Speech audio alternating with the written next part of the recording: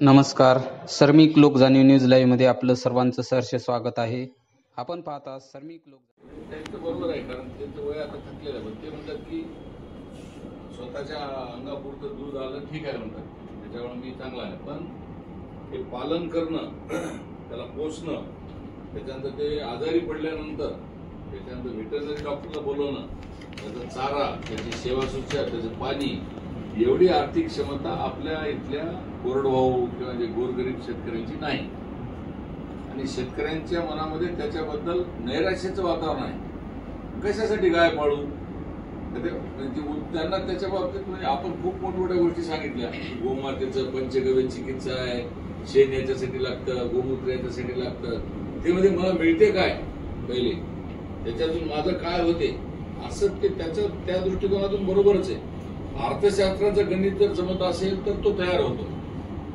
अर्थशास्त्राचं गणित ते काय म्हणतो, म्हणजे शेतकरी बरेच, म्हणजे आता हे वाक्य वापरू नये, पण ते मी मुद्दामून वापरतो की ते शेवटी साहेब आम्हाला खाटकाला द्यावं लागतं. ही परिस्थिती अतिशय दुर्दैवी आहे. निर्वाणी आणि हृदयद्रावक आहे. आपल्या आईलाच आपण खाटकाला दिल्यासारखं. हे रोखण्यासाठी एक हा उद्देश आहे. आणि दुसरी गोष्ट, आपल्या भागामध्ये पहिले पब्लिक अवेअरनेस. आता ही कार्यशाळा जी आहे, लगेच बटन दाबले की सगळी योजना सुरू होत नाही. गुजरातमध्ये जो काही चालू आहे, तर ते गुजरात सारखं मॉडेल व्हायला त्याला एक तप लागेल. माझं म्हणतं की मुळात शेतकऱ्यांच्या मनामध्ये मी माझ्या घरात गाय पाळू का, मग तिचं शेण कसं उपयोगात येईल, मग त्याचं ते अनुदान, तर बाकीच्या सगळ्या गोष्टी मग तुमच्या सरकारशी संबंधित आहेत, डेअरीशी संबंधित आहेत, एनडीडीबीशी संबंधित आहेत. पण मुळात शेतकऱ्याच्या मनामध्ये माझ्या घरात एक गाय किमान असावी. आपण 10-12 गायीचं नंतर विचार करू. किमान एक गाय एका शेतकऱ्याने आपल्या दारात बांधावी. आता शहरामध्ये अनेक ठिकाणी जे हे असतात मोठमोठे लोक आपल्या म्हणजे त्याचं बंगले आहेत, पण एक त्याने स्वतंत्र जागा गायीसाठी ठेवलेली आहे.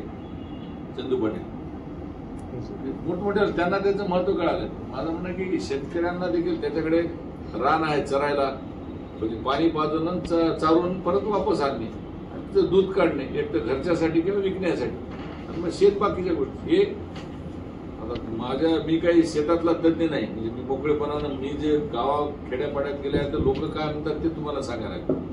ते म्हणते मी पाळू कशासाठी आणि मला ह्याच्यातून काही मिळत नाही, आणि तुम्ही हे कोणता धंदा आम्हाला सांगायला लागले.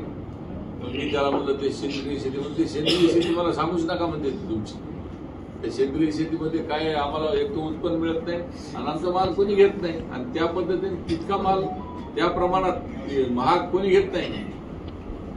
अशी जी सगळी चक्र आहे, त्याचं सगळं चक्र एकमेकाशी जोडल्या गेलेलं आहे. ते चक्र भेदून आपल्याला लोकांचं, म्हणजे समजा 50 जरी शेतकरी मॉडेल म्हणून जरी उभे राहिले या जिल्ह्यात, तरी आपण यशस्वी झालो असं समजायचं.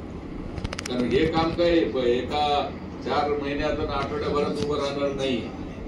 ती कंप्लीट पंचवार्षिक योजना असं घरी धरून चला. त्याच्यासाठी खूप स्थिर गतीनं आणि हळूहळू जावं. जितक्या स्थिर गतीनं आणि हळूहळू जाऊ तितकी याची पकड धरलेली आहे. आणि गुजरातची सक्सेस स्टोरी अशीच आहे.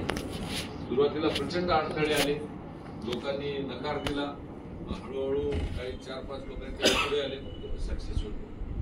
माझं म्हणणं आहे की तुमचं बरंच प्रबोधन आहे या विषयातले सगळे शेतकरी, मला जेवढे आहेत ते सगळे घोरबांड सर आहेत, यांना तर आपल्यापेक्षा जास्त माहिती आहे. यांनी किती पोळलेत माहित नाही, किती लोकांचे मुंबई डिझिज काय नाही. मला नेहमी मी खासदार नसताना मला निधी मागत होती, म्हणजे बरोबर आहे ना, त्यांचं काय चुकायचे, गायीसाठी निधी मागत होती. असे ह्या अनुभवी लोक आहात. मला असं वाटतं की सगळे जर अशी टीम एका दिशेनं आपण जर या जिल्ह्यामध्ये जायचं असं ठरवलं, बरं ह्याच्यामध्ये सगळ्यात महत्वाचं ह्याच्यात पॉलिटिकल उद्देश काही नाहीये. मी तर राज्यसभा खासदार झालो, पुन्हा मला काही इलेक्शनला उभं राहायचं नाहीये. पण मी राज्यसभा खासदार झालो तर माझ्या जिल्ह्यासाठी मी काहीतरी दिलं पाहिजे. 6 वर्ष माझी खासदारकी, तर कोणत्या दिशेनं जाऊ. माझ्या सगळ्या काही गुरुवारी म्हणले की वा इथं बसा. माझ्या काही लोकांनी म्हणले की तुम्ही गोपालन, बायोगॅस, दूध, हे शेतकऱ्यांचे जिव्हाळ्याचे जे विषय ह्याच्यामध्ये तुम्ही लक्ष द्या. आणि शेतीशी संबंधित विषय तर शेतकऱ्यांशी संबंध येतो. हळूहळू त्यांच्या जीवनाशी माझा संबंध आला तर हळूहळू मलाही गोष्टी कळतील. कारण मी कधी शेतीत गेलो नाही आणि मी कधी शेती केली नाही, आणि मला गोपालन काय ते पण माहित नाही. मी MBBS MD मधलं मला काही विचारा तुम्ही, म्हणजे डॉक्टरकी मधलं विचारा, पण या विषयात मला नॉलेज नाही. पण ज्यांनी मला सांगितलं ही तुझी दिशा आहे, आता तू 6 वर्षासाठी खासदार आहेस, तर तू तुझ्या शेतकऱ्यांसाठी या गोष्टी या दिशेनं जायचं. म्हणून मी तुमच्या सगळ्यांना आज म्हणलं दत्ताजी तर ह्याच्यात प्रचंड मेहनत करतायत, त्यांनी स्वतःला ह्याच्यात झोकून दिलेलं आहे. पण माझी तुम्हाला सगळ्यांना एक विनंती आहे की दत्ता हा कसा आहे की हा पु ल देशपांडेच्या कथेचा नारायण आहे, पण त्याला तुमची मदत लागते.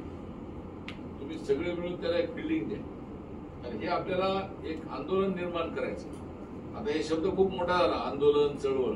आज आपण पायलट मोडवर, जसं धर्माबाद आहे, बिलोली आहे, देगलूर आहे, आता मला त्या भागातले बरेच जण दिसतात आहेत, काही ठराविक म्हणजे बाहेर नांदेड शहरातले पण आहेत.